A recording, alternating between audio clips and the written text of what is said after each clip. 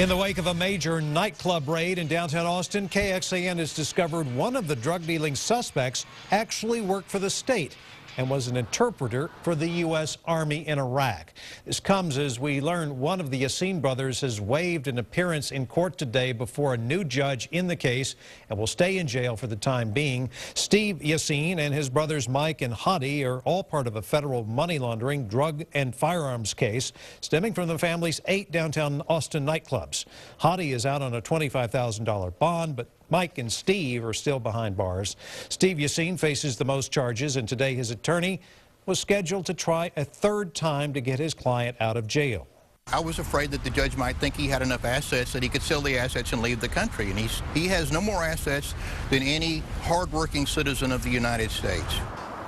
No word just yet on why the court appearance was waived. KXAN's Josh Hinkle is here with an update and more on a new twist in this case.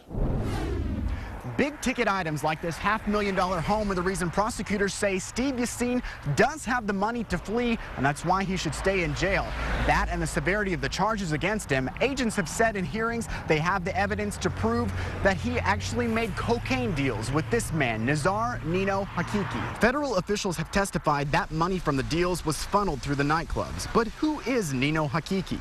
Prosecutors argue he's dangerous because he already said he would hurt someone with a firearm during a drug deal, and he could be a flight risk to Morocco. And a twist in this case now, Hakiki was working for the Texas Facilities Commission, a state agency, for a year and a half in the Records and Mail Division up until this weekend. Officials there tell me it came as a complete shock that he could be involved in any of this, especially since he came with such glowing recommendations after his work with the U.S. Army in Iraq. Our search revealed records describing him as extremely intelligent, an interpreter who speaks Arabic, English, French, Spanish, and over 12 North African dialects. And he apparently does have strong ties to Morocco. A former co-worker tells me he traveled there for a wedding as late as the end of last year that would likely support the judge's decision to leave him in jail without bond for now.